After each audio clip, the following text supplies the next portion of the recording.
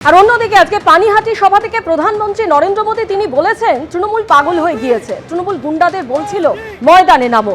এটা ভুলবেন না, প্রদীপ নেভার আগে বড় করে জ্বলে ওঠে। তৃণমূলের প্রদীপ ও নেতার আগে বড় করে জ্বলছে। চৌঠা মে ফল বেরোনোর পর তৃণমূলের গুন্ডাদের পালানোর জায়গা মিলবে না, বললেন প্রধানমন্ত্রী নরেন্দ্র মোদী। टीएमसी बहुत बुरी तरह बौखला गई है। कल रात भर टीएमसी अपने गुंडों को ताकत दे रही थी, मैदान में आओ, मैदान में आओ।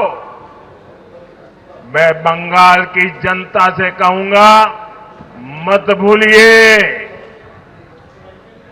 ये क्रांति की धरती है और ये मत भूलना, हर बुझता हुआ दीपक थोड़ा फड़फड़ाता है।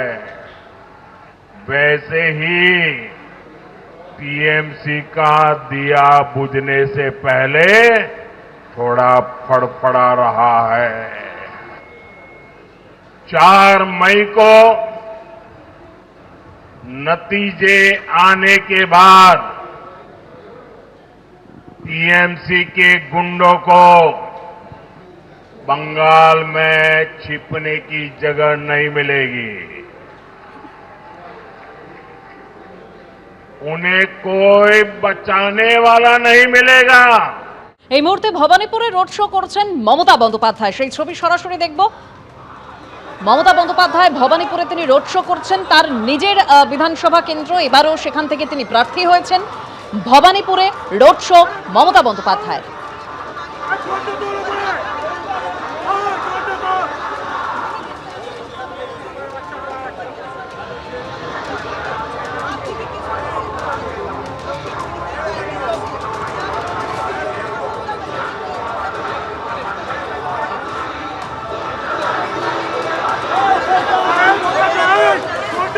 মমতা বন্দ্যোপাধ্যায় এর আগে হাওড়া ময়দানে তিনি জনসভা করেছেন, আর এই মুহূর্তে ভবানীপুরে রোড শো করছেন মমতা বন্দ্যোপাধ্যায়, তার নিজের বিধানসভা কেন্দ্র, এবারেও তিনি সেখান থেকে প্রার্থী হয়েছেন।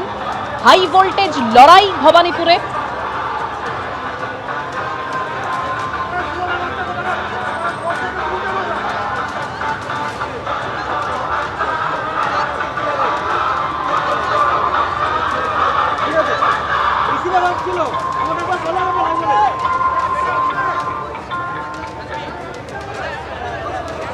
ভবানীপুরের রোড শো মমতা বন্দ্যোপাধ্যায়ের, সেখানেই আমাদের প্রতিনিধি আশাফুল হোসেন রয়েছেন সরাসরি। আশাফুল,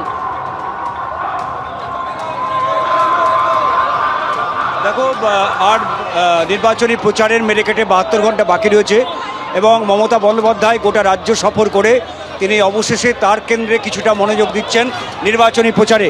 আজকেই নিজেই ভবানীপুর কেন্দ্রে তিনি প্রচারে নেমেছেন, সরাসরি জনসংযোগ যাতে করতে পারেন সেই জন্য তার পদযাত্রা চলছে। এই মুহূর্তে গোপালনগর মোড় থেকে এই পদযাত্রা শুরু হয়েছে এবং শেষ হবে পরমহংস দেব রোড পর্যন্ত।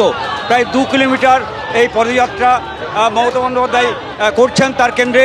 আমরা দেখতে পাচ্ছি রাস্তার দুপাশে অসংখ্য মানুষ দাঁড়িয়ে রয়েছেন এবং মমতা বন্দ্যোপাধ্যায়ের সঙ্গেও অসংখ্য মানুষ হাঁটছেন। মমতা বন্দ্যোপাধ্যায়ের পদযাত্রা মানেই হাজার হাজার মানুষের সমাবেশ, উচ্ছ্বাস, উদ্দীপনা। কোথাও দেখছি শাঁখ বাজছে, কোথাও ফুলের মালা নিয়ে সাধারণ মানুষ দাঁড়িয়ে রয়েছেন, কারো হাতে হাতে মোবাইল। তারা সরাসরি মমতা বন্দ্যোপাধ্যায়ের সঙ্গে যোগাযোগ করতে চাইছেন বা কন্ট্যাক্ট করতে চাইছেন, তাকে সাদরে তারা অভ্যর্থনা জানাচ্ছেন। অন্যদিকে এইভাবে মমতা বন্দ্যোপাধ্যায় পদযাত্রার মধ্য দিয়ে সরাসরি মানুষের কাছে তিনি পৌঁছতে চাইছেন। আজকে হাওড়ায় একটি জনসভার মধ্য দিয়ে মমতা বন্দ্যোপাধ্যায় তার কর্মসূচি শুরু করেন এবং তার এই দ্বিতীয় কর্মসূচি এই পদযাত্রা। এরপর আরও 3টি তার কর্মসূচি রয়েছে।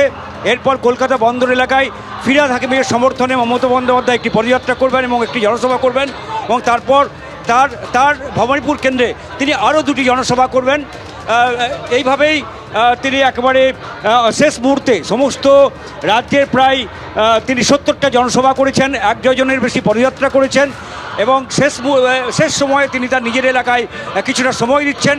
বারবার মমতা বন্দ্যোপাধ্যায় বলেন যে ভবানীপুর কেন্দ্র তার মায়ের মতো এবং এখানকার মানুষের সঙ্গে তার নারীর সম্পর্ক রয়েছে। একেবারেই আর আশা করি ভবানীপুর তুমি যে মানে কথা একটা- বলছিলে গত কয়েকদিন ধরেই আমরা দেখেছি, কখনো তিনি বিভিন্ন আবাসনে গিয়েছেন, সেখানকার আবাসিকদের সঙ্গে কথা বলেছেন, কখনো আমরা দেখেছি রাস্তায় একেবারে চেয়ারে বসে তিনি সেখানকার বাসিন্দাদের সঙ্গে কথা বলেছেন। আর এই মুহূর্তে রোড শোতে, ভবানীপুরের রোড শোতে রয়েছেন প্রধান তৃণমূল নেত্রী মমতা বন্দ্যোপাধ্যায়।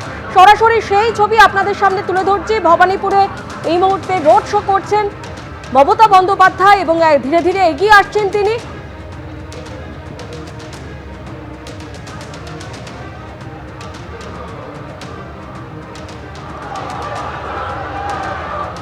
এবিপি আনন্দ, এগিয়ে থাকে, এগিয়ে রাখে।